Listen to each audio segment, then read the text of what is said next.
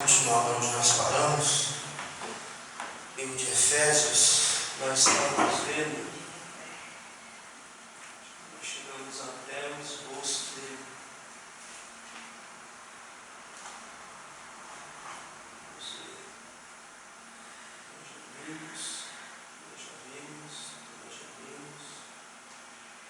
Já vimos também. Paramos, acho que foi aqui, no esboço. Deixa eu só explicar aos irmãos o que significa um esboço. Os irmãos podem estar procurando na internet. Eu quero um esboço do livro de Mateus ou qualquer livro da Bíblia. Eu não quero um esboço. O esboço, a função dele é resumir tudo que vai dentro de um livro. Tudo que está escrito no livro, ele resume nesse esboço aqui. Que a gente viu semana passada. Então ele vai capítulo por capítulo, vai resumindo todo o livro em esboço, para ficar mais fácil a compreensão, ficar mais fácil a leitura, e ficar mais fácil você acompanhar o raciocínio do autor, no caso aqui do apóstolo Paulo. Então tudo isso aqui a gente viu semana passada, o esboço do livro de Efésios, e vamos prosseguir adiante. A chamada da igreja. Então, só para a gente ter mais uma noção de como ela está dividida o livro de Efésios. Então, do capítulo 1 ao capítulo 3, nós temos a chamada da igreja. Ou seja, com qual propósito Deus chamou a igreja para servi-lo. Então, no capítulo 1 ao capítulo 3, ele vai desenvolver qual é essa chamada. No capítulo 1, ele diz que essa chamada é para edificação. Os irmãos sabem o que significa edificar? Firmar. Edificar é construir. Então, quando ele diz que a igreja é chamada a edificação, a igreja é para ser construída, edificada e firmada. Eu não sei se foi aqui, se foi no culto que eu falei, que a igreja... Não, irmãos, quando eu falo igreja, eu não estou falando da igreja verdadeira. Eu não estou falando da igreja de Cristo, porque dentro da igreja tem duas igrejas. Tem a igreja de Cristo e a igreja que vai ficar por aí. Então, quando eu me refiro negativamente à igreja, eu me refiro a essa igreja. A essa igreja que vai ficar, não a que vai subir. Porque isso os irmãos sabem, a Bíblia diz que o joio e o trigo crescem juntos. Então, dentro da igreja tem duas igrejas. Portanto, que a gente fala que Cristo vai tirar a igreja de dentro da igreja. Então, a igreja, quando eu falo igreja, essa igreja negativa, ela não é uma igreja construtora. Ela está se tornando uma igreja destruidora. Uma igreja destruidora de vidas. Eu me lembro que eu falei sobre apofagia. O que significa apofagia? Apofagia é aquele que come a si mesmo. Então a igreja está se tornando uma igreja apofática, ou seja, ela está se autodestruindo, ela está se comendo por dentro. Então não é essa igreja que Cristo veio edificar. Cristo veio edificar aquilo que nós chamamos de igreja orgânica. O que é igreja orgânica? A igreja orgânica é a igreja viva. Aquela igreja que busca a comunhão, que busca a misericórdia de Deus, que busca estar próximo de Deus, que busca fazer a vontade de Deus. Essa é a igreja orgânica. Essa é a igreja viva. Essa é a igreja que o autor, Paulo, escrevendo para Tito, ele diz que ele vem buscar uma igreja zelosa e de boas obras. Então é essa igreja que veio ser edificada ou construída. Então isso está claro lá no capítulo de número 1. Depois, irmãos, ler com calma em casa, o capítulo 1, e vocês vão achar que o propósito da chamada da igreja é para que nós sejamos edificados em Cristo Jesus. Vamos ler só alguns versículos. Vamos ler aqui do versículo 4. Capítulo 1. Capítulo 1. Deixa eu ver aqui.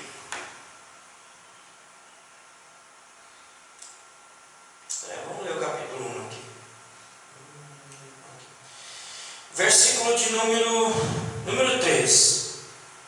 Bendito ó Deus e Pai de nosso Senhor Jesus Cristo, o qual nos abençoou com todas as bênçãos espirituais nos lugares celestiais em Cristo, como também nos elegeu nele antes da fundação do mundo, para que fôssemos santos e irrepreensíveis diante dele em amor, e nos predestinou para filhos de adoção por Jesus Cristo, para si mesmo, segundo o beneplácito de sua vontade, para louvor e glória da sua graça, que ele nos concedeu gratuitamente no amado, em que temos a redenção pelo seu sangue, a remissão das ofensas, segundo as riquezas da sua graça, que ele fez abundar para conosco em toda sabedoria, prudência, desvendando-nos o mistério da sua vontade, segundo o seu beneplácito que nos propusera em si mesmo. Então, capítulo 1, Paulo vai deixar bem claro que o propósito da chamada da igreja é que ela seja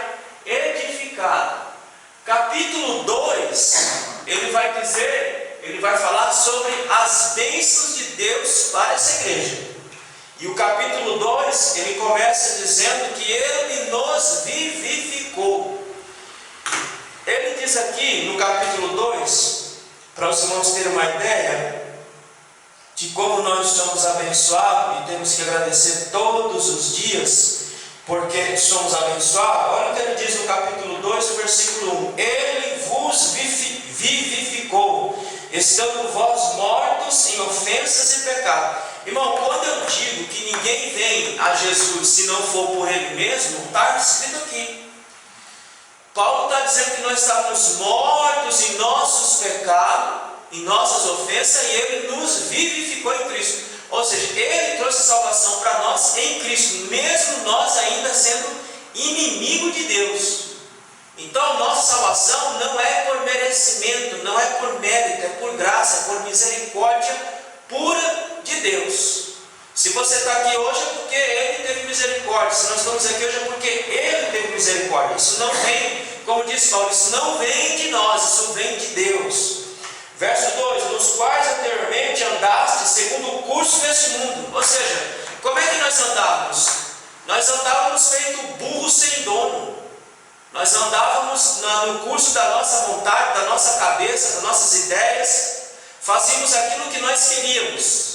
Então era dessa forma que nós éramos. Mas mesmo sendo assim, Deus já estava em si mesmo nos reconciliando por meio de Cristo, segundo o príncipe da potestade do ar, do Espírito que agora opera nos filhos da desobediência. Quem que nós éramos antes de estarmos em Cristo? Paulo disse que nós éramos filhos da desobediência. E quem era o nosso pai? O nosso pai era o diabo. Ele era o nosso pai. É ele quem nos conduzia, é ele quem ditava as vontades para a nossa vida. E todo crente, irmão, que se faz vazio do Espírito de Deus, numa das pregações que eu falei aqui, todo crente que se faz vazio do Espírito de Deus, ele é dominado e guiado pelo Satanás. Isso não adianta ninguém querer discutir. Todo crente vazio de Deus, ele é guiado, orientado, conduzido pelo Satanás. Ele faz a vontade do pai dele, que é o Satanás, mesmo estando dentro da igreja.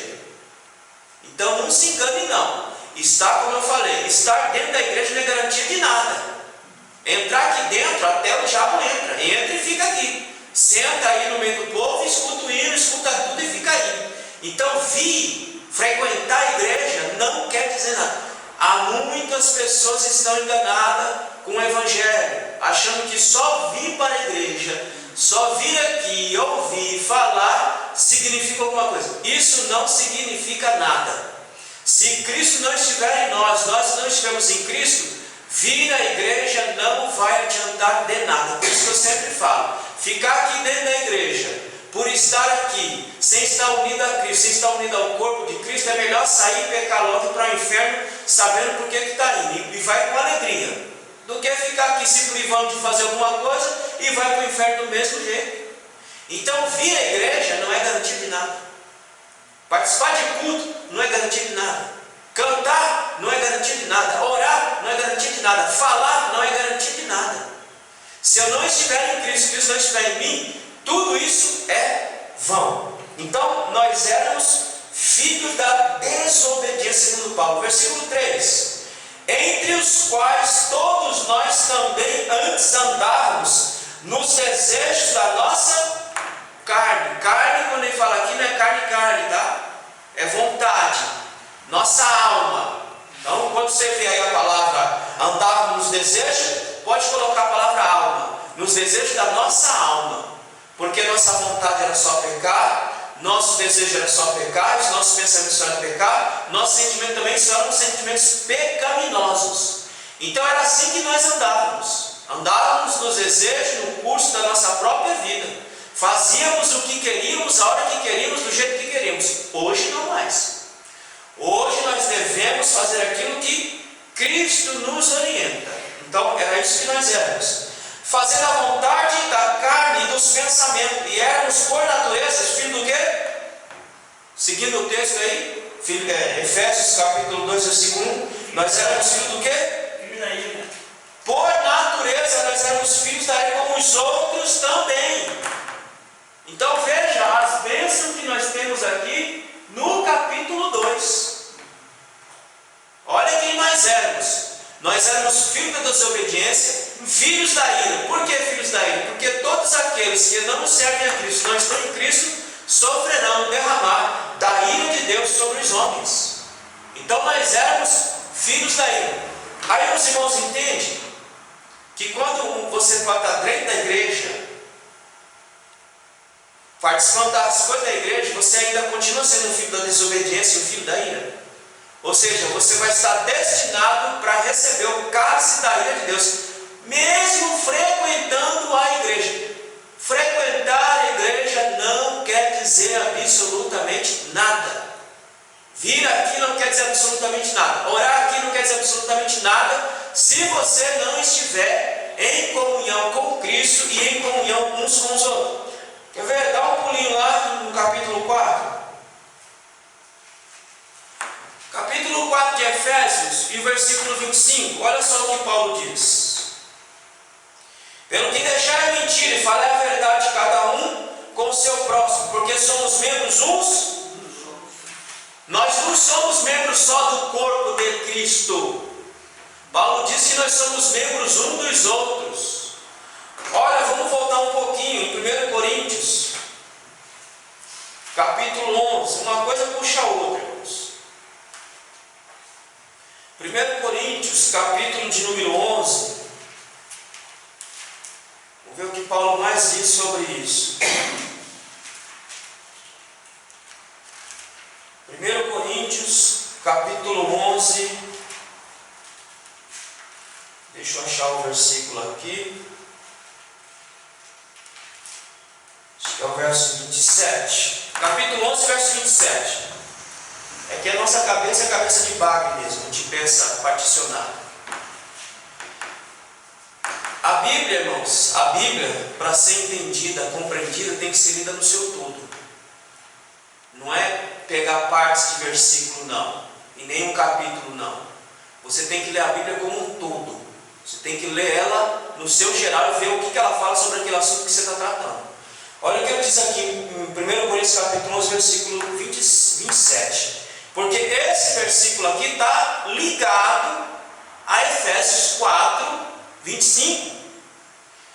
Portanto, qualquer que comer este pão ou beber o cálice do Senhor indignamente será culpado do corpo e do sangue do Senhor. Ora, o que é comer e beber indignamente o cálice e o corpo do Senhor? Olha o que diz o versículo 29. Porque o que comer e bebe indignamente, come e bebe para a sua própria condenação, não discernindo o corpo do... Quem que é o corpo do Senhor? A igreja é o corpo de Cristo. A igreja é o corpo de nosso Senhor Jesus. Então, se eu comer, não sabendo discernir, ou seja, não entendendo que eu preciso ter comunhão com o corpo de Cristo, eu como e bebo indignamente, eu como e bebo para a minha própria desgraça. É por isso que Paulo diz que você vê muitos doentes. Quem são os doentes? Doentes são aqueles crentes que já não conseguem fazer mais nada para o Evangelho. Esse é um doente, aquele crente que não aguenta mais fazer nada, ele não tem vontade, ele não tem desejo, ele não tem alegria nem de vir para a casa de Deus mais. Esse está doente. Por quê? Porque não soube discernir o corpo de Cristo, que é a igreja, que Paulo diz lá em Efésios, capítulo 4, verso 25, que nós somos membros um dos outros. Nós não somos membros só do corpo de Cristo, mas nós somos membros um dos outros. Voltando à leitura. Então, nós éramos filhos da desobediência, filhos da ira, andávamos segundo o curso deste mundo, ou seja, andávamos segundo a nossa cabeça, segundo aquilo que dava na telha, nós íamos e fazíamos. Por quê? Porque nós não tínhamos nem eira e nem beira. Nós éramos um lobo desgarrado. Mas hoje não. Hoje nós estamos em Cristo Jesus, andamos segundo o Espírito, a gente vai ver já. Versículo 4. Mas Deus, que é riquíssimo em misericórdia, pelo seu muito amor com que nos amou. Não percebe? Que se nós estamos aqui, só estamos aqui porque Ele nos amou, não porque nós amamos a Ele.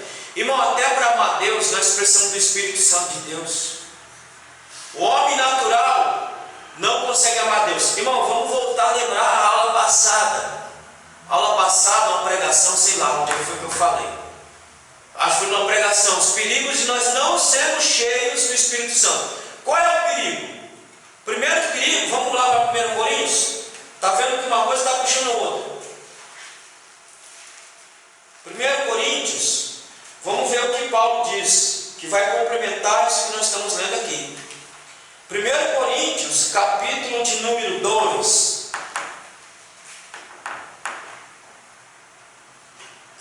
Olha o que ele diz.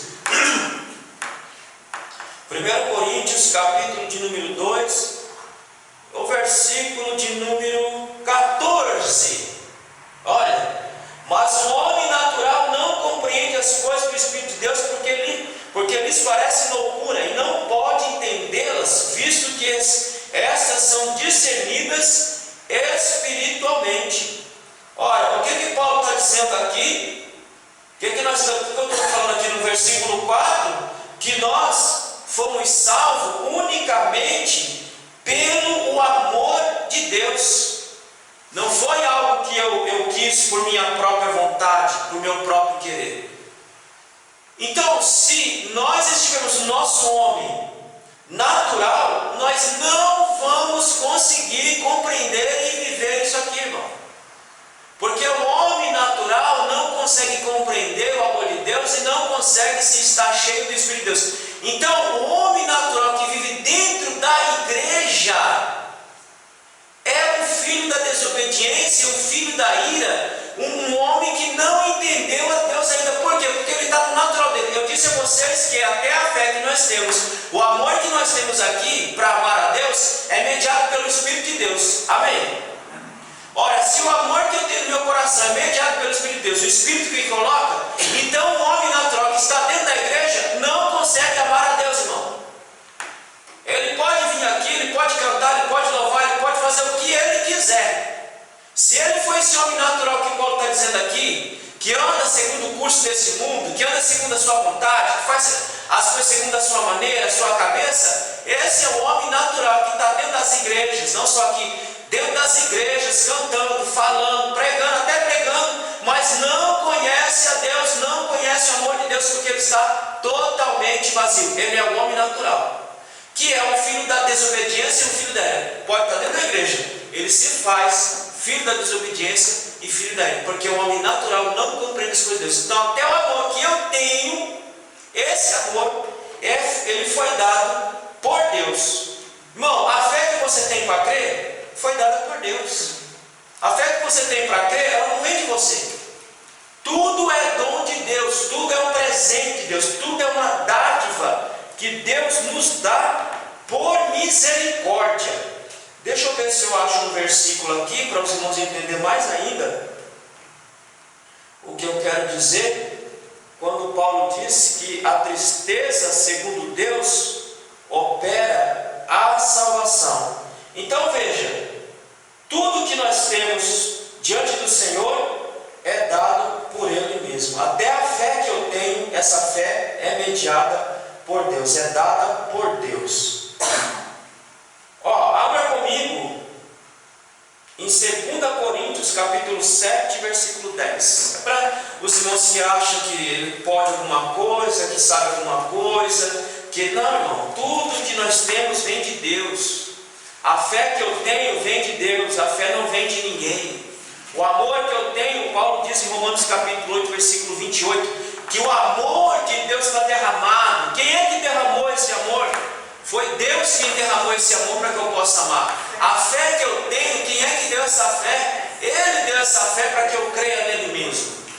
Olha o que diz em 2 Coríntios capítulo 7, versículo 10. Porque a tristeza, segundo Deus, opera arrependimento para a salvação, da qual ninguém se arrepende, mas a tristeza do mundo opera a morte. Veja, irmão, que a tristeza, segundo Deus, opera.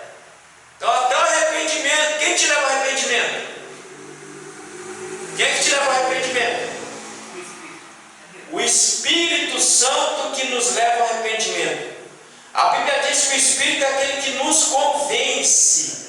É Ele que nos convence do juízo, do pecado e da justiça. Deixa eu ver se eu acho. Que é melhor ler do que ficar falando. Aqui, vamos abrir lá em João, capítulo 8. Veja, irmão, você não tem nada. Você não tem nada. Você não tem mérito nenhum na salvação. Você não tem participação nenhuma, a não ser dizer, sim, eu quero, eu preciso. João capítulo 8, verso, deixa eu ver aqui.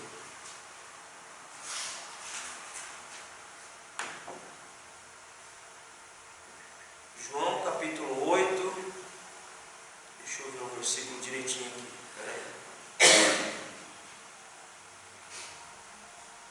Você vê, a gente começa com um versículo, começa com um texto, e aí a gente vai para vários textos que falam do assunto que nós estamos abordando.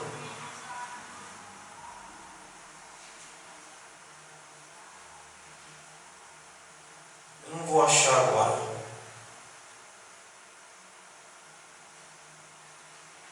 Mas vamos ler o capítulo 8. Capítulo 8, versículo 41 de João. Diz assim, vós praticai as obras de vosso pai. Disseram-lhe, pois, nós somos nascidos da prostituição, temos um pai que é Deus. Disse-lhe Jesus, se Deus fosse vosso pai, certamente me amareis, pois eu saí e vim de Deus, não vim de mim mesmo, mas Ele me enviou. Com quem que Jesus está discutindo aqui, irmãos? Jesus está discutindo aqui com os judeus, com aqueles que supostamente diziam que conheciam a palavra de Deus. Ele está debatendo com esses indivíduos. Continuando a leitura. Verso 43. Porque não entendeis minha linguagem, por não poder suportar minha palavra. O homem natural não pode entender a linguagem de Deus mesmo. Por isso que eu falo que o homem natural dentro da igreja, ele não consegue entender muita coisa daquilo que eu falo, daquilo que eu digo, daquilo que eu faço. Por quê? Porque ele está no âmbito natural. E o homem natural não consegue compreender as coisas de Deus se não for pelo próprio Deus. 44. Vós tendes por pai o diabo, e desejais satisfazer os desejos de vosso pai. Olha, irmão, o homem natural, que Paulo está dizendo lá no capítulo 2, quem é que ele tem por pai? O diabo. Ele tem por pai o diabo. Paulo está falando para a igreja de Corinto. Paulo está falando para crentes que estão dentro da igreja, que tem por pai o diabo. Porque o homem natural, ele só tem por pai o diabo. Ele é governado pelo pai dele, que é o diabo, mesmo estando dentro da igreja. Ele foi homicida desde o princípio e não permaneceu na verdade, porque não há verdade nele. Quando fala mentira, fala do que lhe é próprio, porque é mentiroso e pai da mentira. Mas porque vos digo a verdade, não credes em mim. Olha, o homem natural não suporta a verdade, irmãos. O homem sem Deus, o homem vazio de Deus,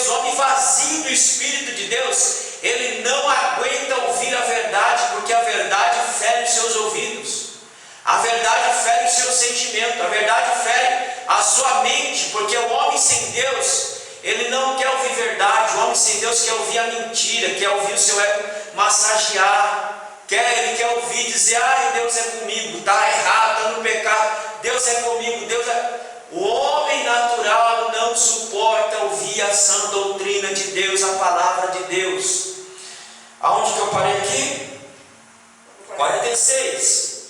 Quem dentre vós me convence de pecado? E se digo a verdade, por que não credes? Porque é o homem natural. O homem natural não crê em Deus. Quem é de Deus escuta as palavras de Deus. Por isso não as escutais, porque não sois de Deus.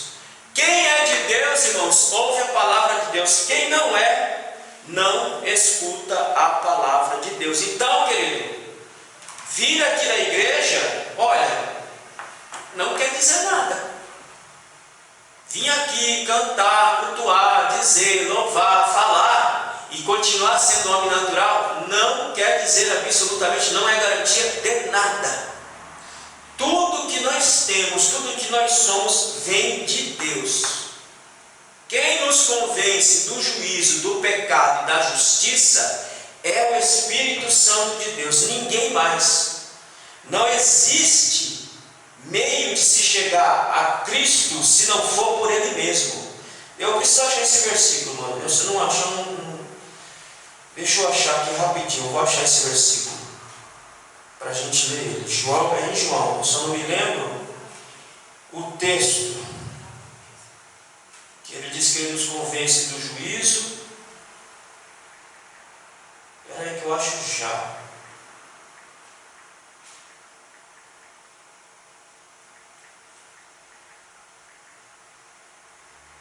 Nos convence do juízo, da justiça e do pecado. Vamos ver já. Ó, achei. Vamos abrir em João. João capítulo 16. Isso aqui é para você entender que você é o Zé Ruela mesmo. Que é Deus quem faz tudo. Nós não fazemos nada. Ele é quem faz tudo. Nós só fazemos aceitar a oferta que Ele nos deu. João capítulo 16, versículo 8 e 9. Olha a função primeira do Espírito Santo na vida do homem. E quando Ele vier, convencerá o mundo do pecado, da justiça e do juízo. Do pecado, porque não crê em mim. Da justiça, porque vou para o meu Pai, e não me vereis mais. E do juízo, porque já o príncipe deste mundo está condenado. Antes de subir aos céus, alguém pergunta: mas o Senhor vai e nós vamos ficar aqui só? Digo: não, eu vou enviar a vocês outro Consolador. Vocês não vão ficar só. Eu vou mandar outro Consolador para estar junto com vocês aí. A função primeira dele é nos convencer do juízo do pecado e da justiça. Então, quem te convence do seu pecado é o Espírito Santo de Deus. Não foi você que acordou lá um dia na sua casa e você falou assim: não, hoje eu vou para Jesus porque eu reconheço que eu me convenci que sou um pecador. Não.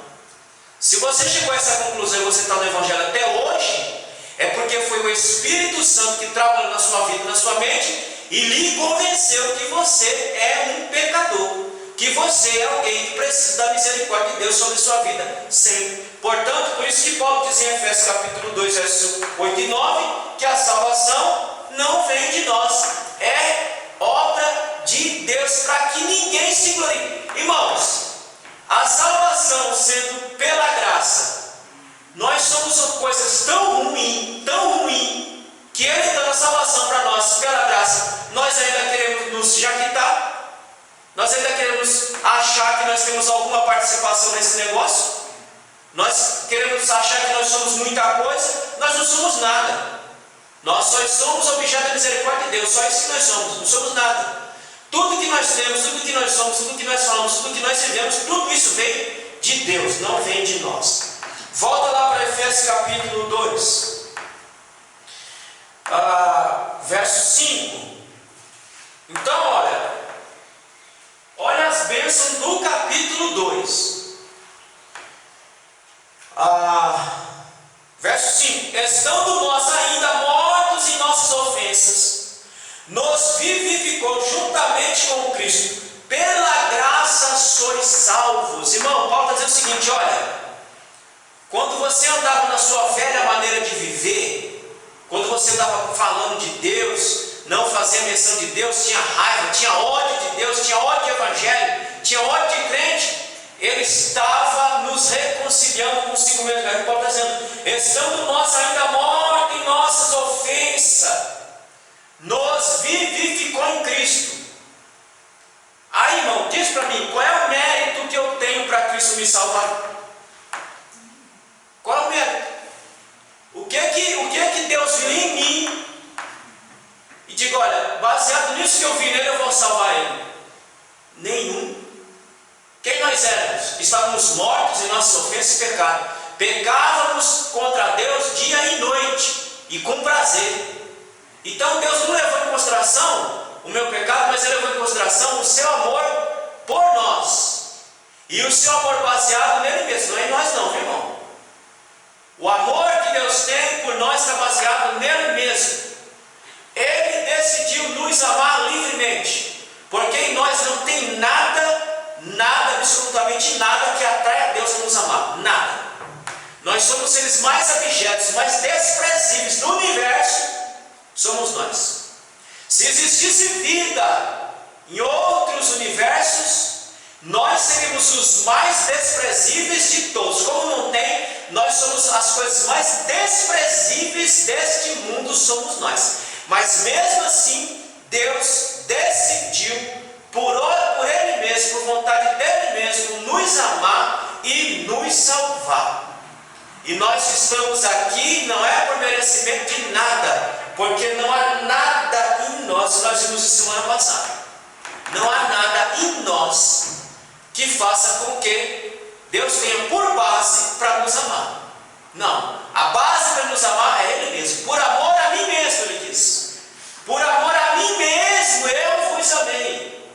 Não é por amor a vós, por amor a mim mesmo eu vos amei e vou dar a salvação para vocês de graça, de bandeja. Vocês não vão ter que pagar nada. Portanto, você não precisa fazer nada. A salvação é de graça. A única coisa que você precisa fazer é obedecer. Obedecer. O resto, Ele fez por nós.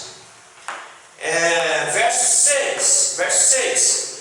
E nos ressuscitou. Olha, irmão, você estava morto. Você estava morto, você era um morto. É o que Paulo está dizendo no capítulo 2. Você era um morto, desgraçado. Você estava lá morto e Ele ressuscitou você em Cristo. Ele nos ressuscitou juntamente com Ele, nos fez assentar nos lugares celestiais em Cristo Jesus. Ora, aonde é que nós estávamos? Nós estávamos em trevas, mergulhados no pecado, destinados para a perdição eterna. E Ele foi lá, nos resgatou, nos colocou em região celeste. Aonde é a região celeste? Aqui, querido. A igreja de Cristo, essa é as regiões celestes. É aqui que Ele nos colocou. Ele nos tirou das trevas e nos colocou em perfeita luz. Estamos em regiões celestes hoje porque Ele fez tudo isso por nós. Versículo 7. Olha só, irmãos, olha só o versículo 7. Para mostrar nos séculos vindouros as abundantes riquezas da sua graça pela sua benignidade para conosco em Cristo. Pode dizer, olha, Ele fez tudo isso para mostrar ao longo da história do homem. O homem vai ver em que ele vai se tornar, mas mesmo se tornando esse ser abjeto, a graça de Deus vai alcançar essas criaturas abjetas. A graça de Deus vai alcançar essas criaturas que andavam pelo mundo sem Deus, sem destino, sem salvação, sem esperança. A graça de Deus vai alcançar essa gente. Então ele fez tudo isso para mostrar ao longo dos séculos a abundante riqueza da graça de Deus. Por isso que Paulo diz: pela graça sois salvos. Vamos ler o versículo 8? Porque pela graça sois salvos por meio da fé. E isso não vem de vós, é dom de quê? De Deus. O que é de Deus? O que é de Deus? A fé, não? A fé e a salvação. A fé, irmão, não é sua. Nem fé para crer você tem. Nem para isso a gente presta. O ser humano é tão ruim que nem para crer ele presta. Se Deus não infundir fé em nós, nós não cremos nele. Vê que Deus faz todo o movimento, irmão. Deus faz todo o movimento para salvar e preservar a salvação desse homem. Deus faz todo o movimento. Nós não fazemos nada. Nós só fazemos só receber os movimentos de Deus. Nem para que o homem presta, irmão. Nem para que nós prestamos. Por isso que Paulo diz, olha: porque pela graça sois salvos por meio da fé. Isso não vem de vós, é dom de Deus. Até a fé que você achava que você tinha não vem de você, é um dom de Deus. Vamos ler mais um versículo? Vamos ler. Deixa eu ver aqui. 1 João, capítulo 1 e versículo 1. Deixa eu ver. 1 João, capítulo 1 e versículo 9. 1 João, capítulo 1, versículo 9. Só que você faz isso aqui, ó. 1 João capítulo 1, verso 9. Se confessarmos nossos pecados, Ele é fiel e justo para nos perdoar os pecados e nos purificar de toda injustiça. A única coisa que a gente precisa fazer é só abrir a boca. A gente só presta para abrir a boca e dizer sim. Mas nem a fé a gente presta. A gente não presta nem para ter fé, querido. Se não é Jesus, se não é Deus, por meio do seu Espírito, para colocar a fé em nós, para nós crermos, nós não conseguimos crer. Irmão, entende o perigo de você se tornar um homem natural? Dentro da igreja, você se fazer um homem natural, olha o risco que você corre. De você estar aqui dentro e o fogo do inferno está inflamando a sua alma. Porque o homem natural não é o Espírito Santo que inflama a alma dele. O homem natural, quem inflama a alma dele é o fogo do inferno, porque eu já disse, a casa não fica vazia. A casa não fica vazia. Ou a casa está cheia de Deus, ou a casa está cheia de demônio. Vazio a casa não fica. O homem natural é um homem vazio. Se ele é um homem vazio, logo ele vai estar cheio do inferno na alma dele.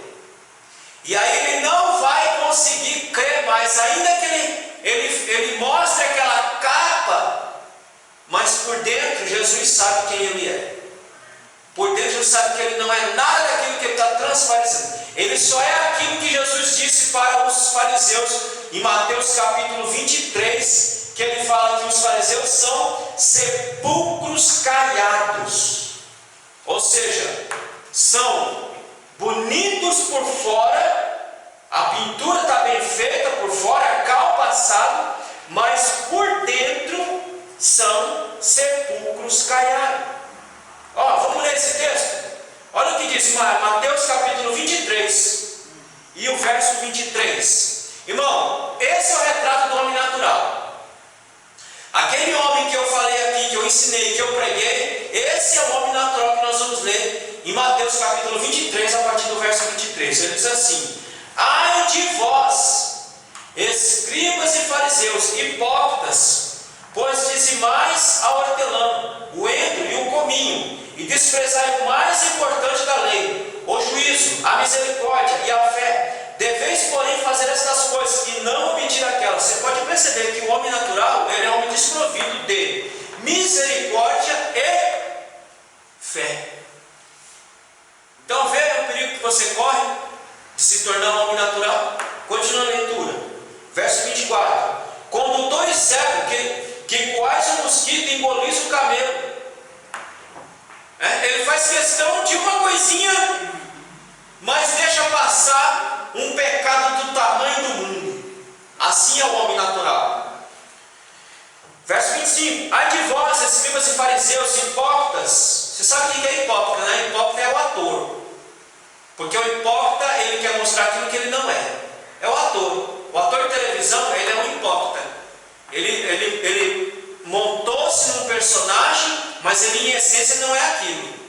Por exemplo, você pega um devasso, um prostituto, um ator que é um canalha, mas aí ele vai fazer o papel do quê? De um padre, de um ser bom, de um ser justo, mas é só um papel, porque em essência ele não é aquilo. Portanto, ele é um hipócrita. O homem natural, por natureza, é um ator. O homem natural, por natureza, é aquilo que Jesus está falando. Ele é um hipócrita, ele é um ator, ele só está atuando, mas em essência ele não é aquilo. Ele só está fazendo uma atuação. Ai de vós, escribas e fariseus hipócritas, pois limpais o exterior do copo e do prato, mas o interior está cheio de rapina e iniquidade. Assim é o homem hipócrita, assim é o homem natural. Ele quer parecer mais santo do que todo mundo. Irmão, deixa eu falar uma coisa para vocês, uma coisa que eu aprendi com o pastor Magalhães quando eu estudava com ele. Ele falou para nós o seguinte: tenha cuidado com pessoas que se consideram santos demais do que as outras pessoas, porque ele tem um podre na vida dele. Então, se você se deparar com uma pessoa desse tipo, tanto aqui dentro da nossa igreja como fora, corra dessa pessoa, porque ele é um devasso, ele é um hipócrita, ele é um sepulcro caiado. E olha, irmão, olha que eu vejo isso acontecer várias e várias vezes. Por esses dias eu fiquei sabendo de uma coisa, de uma pessoa, que eu falei, por isso que eu digo, é só a capa mesmo. É só a capa, porque o exterior, o interior é podre como um sepulcro caiado. É o que Jesus está dizendo aqui, olha. Ai de vós, escribas e fariseus, hipócritas, pois limpais o exterior do copo e do prato. Ou seja, se mostra como uma capa de santidade, que você olha e fala, nossa, que homem santo, que mulher santa, mas é só uma capa. Mas o interior está cheio de rapina e iniquidade. Assim é o hipócrita, irmão. O homem natural é um homem que está cheio de iniquidade, cheio de pecado, cheio de maldade, cheio de ruindade, cheio de desgraça dentro de si. Por isso que eu digo, não se cole com essa gente, porque essa gente não presta para nada, a não ser para intoxicar você, a não ser para querer estragar a sua fé. A esses nós só fazemos orar para que Deus tenha misericórdia e os converta, mas não é o tipo de gente que se possa andar. Esse é o tipo de gente que Paulo diz que é desordeiro. E os que são desordeiros, Paulo diz que não é para nós nem... Olha, o pessoal fala que eu sou duro, né? É porque o pessoal não lê Bíblia. Paulo diz, irmãos, que para o desordeiro você não deve nem cumprimentar. Espera aí que eu vou achar o que eu estou falando.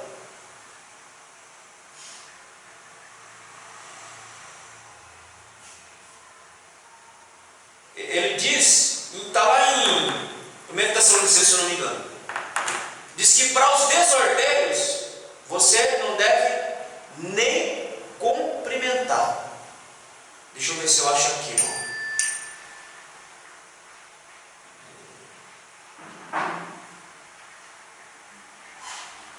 Está vendo, irmão? Quando a gente vai ler a Bíblia por ela mesmo, a coisa fica diferente? Sem invencionice, sem conversinha fiada, só a Bíblia, pela própria Bíblia, a gente vê que a vida fica um pouquinho mais diferente, a nossa fé fica um pouquinho mais diferente, a nossa postura fica um pouquinho mais diferente. É por isso que eu sempre digo, cada um cuide sua galinha, cada um cuide sua vida, porque é a sua vida que está em jogo, não é a vida do outro. Deixa a vida do outro para lá, deixa ele se virar com Deus lá, cuide de sua vida, porque cada um de nós vai dar conta de si. Então preste atenção em cada palavra que é dito, que é falado, para que você possa se sair bem nessa vida.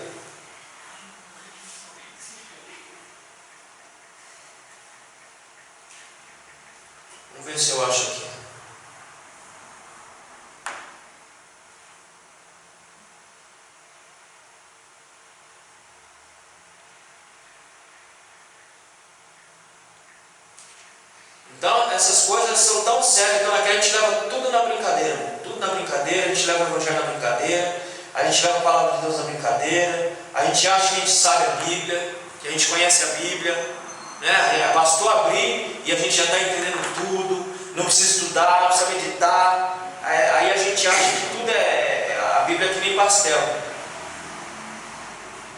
Jogou, está frito. Mas não é assim não. Você meditar, estudar a palavra, você vê que a coisa fica diferente. Você leva a Bíblia com mais seriedade. Deixa eu ver se eu acho. Não vou achar, mas depois você lê. Está em 1 Tessalonicenses, 2. Paulo disse que aos desordeiros nem cumprimente. Olha, irmão, isso não é nem para cumprimentar, quem dirá andar. Quem dirá ficar junto com esse tipo de gente. Esse tipo de gente não presta para nada. Esse tipo de gente dentro de uma igreja é um peso morto. É um tipo de gente que está ali só para pesar na vida da igreja e para trazer transtorno para a vida da igreja. Então, a esse tipo de gente hipócrita, como Cristo está dizendo aqui, homem natural, como Paulo está ensinando, não ande com essa gente, porque se você andar com essa gente, você vai se contaminar como elas. E aí já não vai ser mais o fogo do Espírito que vai arder em você, vai ser o fogo do inferno que vai arder na sua alma. Porque quem anda dessa forma, como diz o texto aqui, olha, no interior dele está cheio de rapina e iniquidade. Verso de número 26. Fariseu cego, limpa primeiro o interior do copo e do prato, para que também o exterior fique limpo. Já percebeu que os santos demais, esses que se acham santos demais, mas que são mais imundos do que um porco, a vida deles é ficar apontando, é mostrar pecado alheio. Esse tipo de gente, eles são mais imundos do que porco. Portanto, você não pode andar com porco. Dá para andar com porco? Dá para conviver com porco? Então não ande com esse tipo de gente. Ore com esse tipo de gente, mas não ande. Não conviva. Porque se você conviver, você vai pegar a doença dele. Você vai se tornar em um dele. Então esse tipo de gente é mais imundo do que um porco. Dentro dele só há maldade. É um cego. É um desgraçado. Aonde que eu parei aí? 26, né? Fazer o cego limpar primeiro o interior do copo e do prato para que também o exterior fique limpo. Ou seja, os santarrões em plantão, que tem aqui na nossa igreja, tem em todas as igrejas, os santos demais, eles só sabem fazer isso. Olhar a vida dos outros, olhar a vida alheia, reparar, apontar, condenar, julgar, mas ele não consegue olhar a sua própria desgraça. Porque o hipócrita, ele age dessa forma. Ele não quer olhar a sua própria miséria, fica olhando a miséria alheia, fica olhando a vida dos outros. Por isso que eles falam que são hipócritas. Verso 27. Ai de vós, escribas e fariseus hipócritas. Veja que ele começa a chamar de hipócrita do começo ao fim, não para mais. Pois sois semelhantes aos sepulcros caiados, que por fora realmente parecem formosos, mas interiormente estão cheios de ossos de mortos e de toda imundícia. Esse tipo de desgraça de gente, infelizmente, ela está no nosso meio. Tem aqui na nossa igreja, tem em todas as igrejas, tem esse tipo de gente que se acha mais santo do que todo mundo, que está acima de todo mundo, quando na verdade é a descrição desse tipo de gente, é o que Jesus está dizendo aqui. Só tem aparência por fora, mas por dentro é uma podridão só. Uma podridão só, que volta e meia ela acaba se revelando. Por quê, irmão? Ninguém consegue atuar por muito tempo. Ninguém consegue querer parecer aquilo que não é por muito tempo. Não tem como você querer fingir uma coisa que você é por muito. Uma hora a máscara cai. Uma hora a casa cai e você se revela quem você é. Isso acontece aqui na Luz Divina, isso acontece em todas as igrejas. Aonde tem esse tipo de gente, está lá com aquela capa, com aquela postura. Quando dá fé, você vê que a máscara cai por completo. Porque ninguém consegue ficar atuando 24 horas. Ninguém consegue ficar fingindo que é crente, sendo que não é. Uma hora você se revela e o próprio Deus revela Porque o que diz a Bíblia? A Bíblia diz que o ímpio não permanecerá na congregação do justo. Irmão, aprenda uma coisa que eu já falei. Ímpio não é aquele que está lá fora sem Jesus, não. Ímpio é aquele que conheceu Jesus, conviveu com Jesus, andou com Jesus e simplesmente decidiu se virar contra Jesus, dentro da casa de Deus. Esse é o ímpio.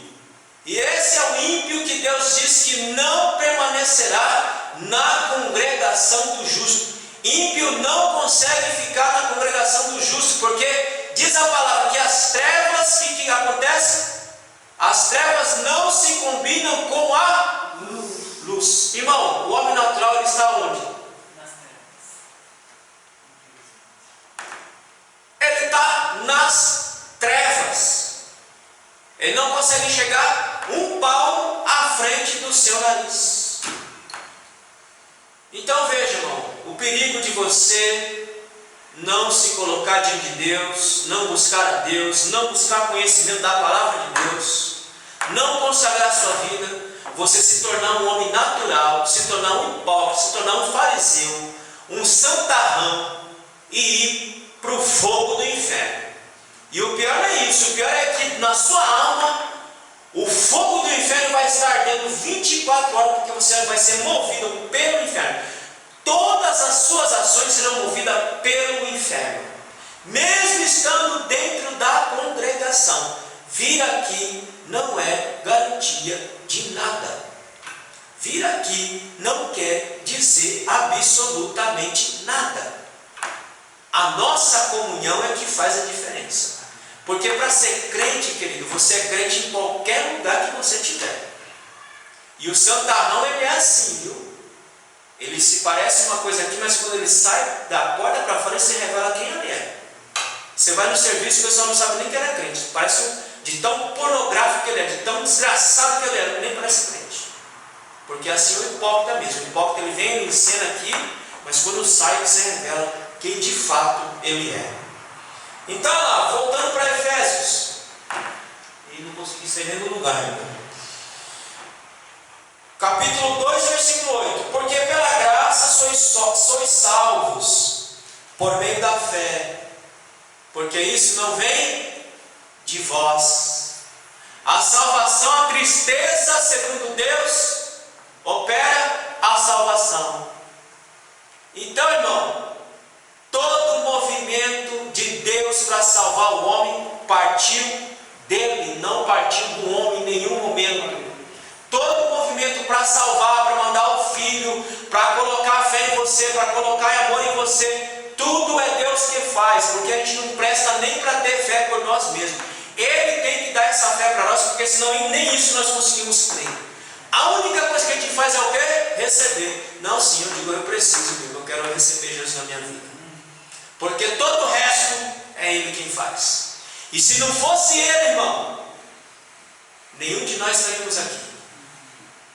E não adianta ninguém vir querer me convencer que levantou um dia e veio aqui e aceitou. Não.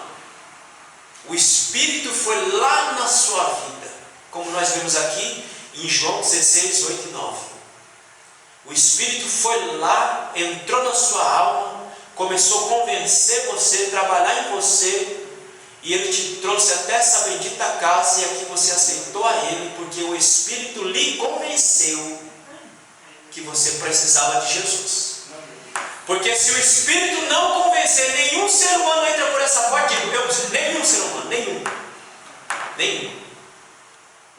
Toda a obra da salvação é mediada pelo Espírito de Deus. Cada um de nós que viemos aqui, aceitamos Jesus aqui, só o fizemos porque o Espírito nos convenceu, como nós vemos aqui em João capítulo 16. Ele e somente Ele fez tudo por nós, tudo, absolutamente tudo. Vamos ler mais um pouquinho para ver que isso não é nada mesmo? Evangelho de João, capítulo 1. Quando nós voltarmos a EBD, eu vou repetir esse estudo de novo. Evangelho de João, capítulo 1,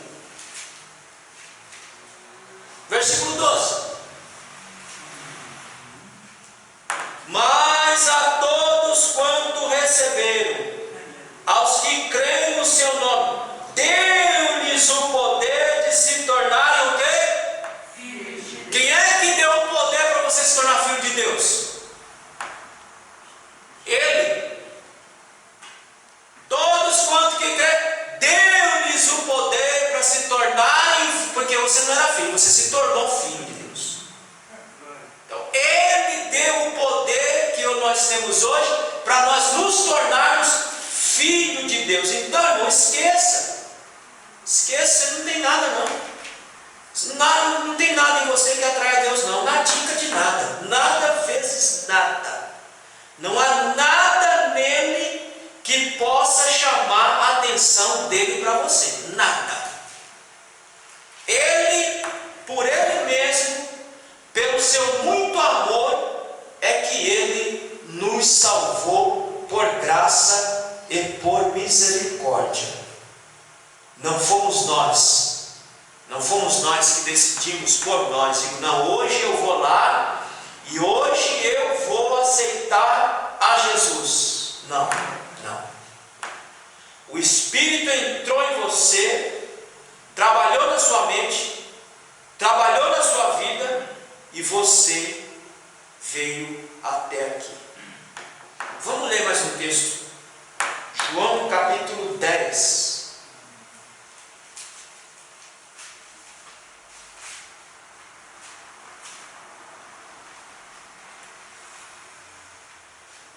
Vamos ler a partir do versículo 24. Jesus respondeu-lhes: eu já vos disse, mas não credes. As obras que eu faço em nome de meu Pai testificam de mim, mas vós não credes, porque não sois das minhas ovelhas. Minhas ovelhas ouvem minha voz e eu as conheço e as me seguem. Irmão, o homem natural não faz parte dessas ovelhas. O homem natural não conhece Jesus. O homem natural não conhece a voz de Deus. O homem natural não consegue discernir a voz de Deus. Quem consegue? As ovelhinhas dele conseguem. Minhas ovelhas ouvem minha voz e eu as conheço e elas me.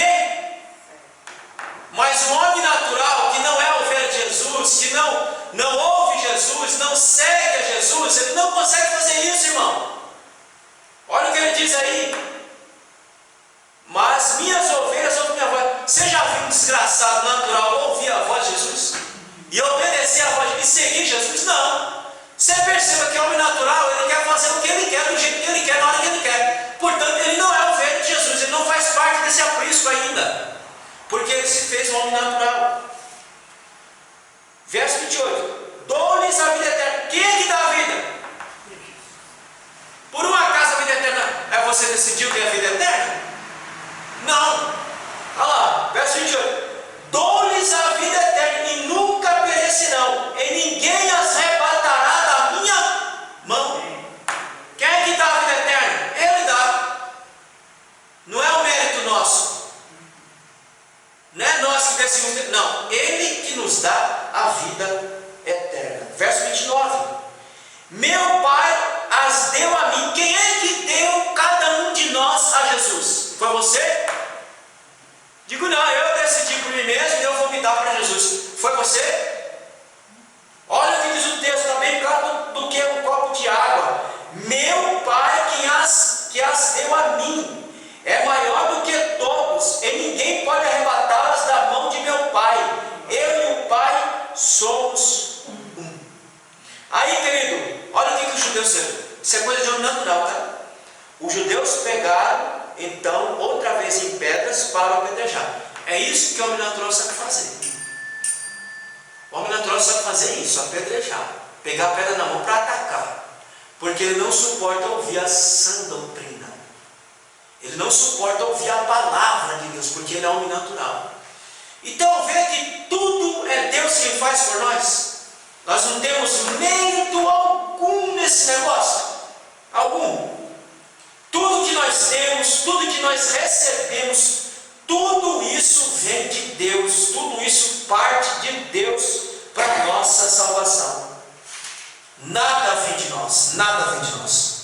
Tudo vem dele. Eu quero ler um texto de João também, para nós encerrarmos aqui, que eu não vou conseguir sair daí mesmo. Então nós paramos nas bênçãos do capítulo 2. Veja o tamanho da bênção que você tem na sua mão.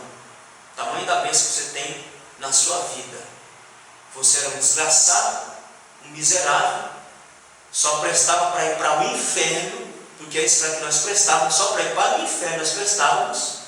Mas Ele, que é riquíssimo em muito amor, em muita graça, em muita misericórdia, decidiu, por Ele mesmo, por amor a Ele mesmo, não a nós, por amor a Ele mesmo, decidiu nos amar e nos salvar.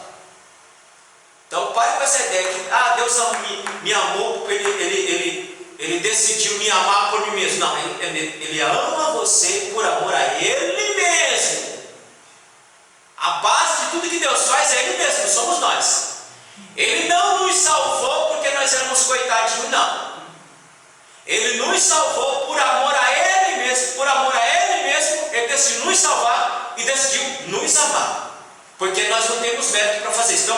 Então nós não temos mérito para fazer isso, que para nos amar, Ele nos amou baseado nele mesmo. Por amor a Deus mesmo, Ele decidiu nos amar. Porque nós não temos nada que atraísse a Deus para nos amar. Então Ele tem por base Ele mesmo para nos amar. Amém? Amém. Os irmãos entenderam isso?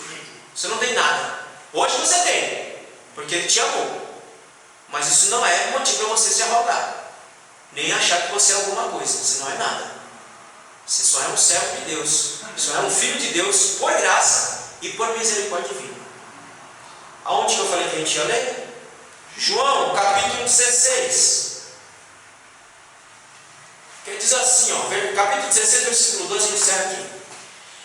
Ainda tenho muitas coisas para vos dizer, mas não as podereis suportar agora. Contudo, quando vier o Espírito da verdade, Ele vos guiará a toda a verdade, porque não falará de si mesmo, mas dirá tudo o que tiver ouvido e vos anunciará as coisas de Deus. Irmão, quem é que te conduz à verdade? Segundo que nós acabamos de ler. Quem é que nos conduz à verdade? Contudo, quando vier o Espírito da verdade, Ele vos guiará a toda a verdade. Irmão, até a verdade é Ele quem nos conduz. É Ele quem nos conduz à verdade. É o Espírito Santo de Deus que nos conduz à verdade. Sabe por que você aceita aquilo que digo, aquilo que falo? Porque você não é homem natural. Porque o homem natural não suporta a verdade. Quem suporta a verdade? Aquele que o Espírito Santo conduz à verdade. Então é por isso que você suporta ouvir a palavra de Deus, porque, segundo o que nós estamos lendo aqui e agora, é o Espírito que nos conduzirá ou nos guiará em toda a verdade. Tá certo? Então, querido, tome cuidado para você não se fazer um homem natural e perder a sua salvação dentro da igreja. Essa é a maior desgraça, vai ser essa. Muitas pessoas que estão dentro da igreja estão perdendo a salvação dentro da igreja. Essa é a maior desgraça. Você está dentro da igreja e perder a salvação dentro da igreja. E muitos irmãos, não sei nem se dá para chamar de irmãos, mas muitas pessoas que estão dentro das igrejas, não só aqui da Luz Divina, mas que estão dentro das igrejas, vão para o inferno dentro da igreja. Mas a igreja viva, a igreja orgânica, a igreja que busca comunhão, que busca o Senhor, essa vai estar na glória celeste. Amém? Que Deus abençoe. Sábado que vem é o nosso último sábado desse encontro. Pedindo a Deus que continue nos ajudando, nos abençoando. Mas a gente vai voltar com esse estudo. A gente parou aqui, né? Vou ver se consigo terminar pelo menos esse slide aqui sábado que vem. Mas a gente vai ver se a gente consegue fazer isso aos sábados à noite. Tá? Vai ficar mais fácil para os irmãos, né? A gente vir para cá o sábado à noite e a gente dá prosseguimento a esse estudo aos sábados à noite. Tá certo? Vamos orar?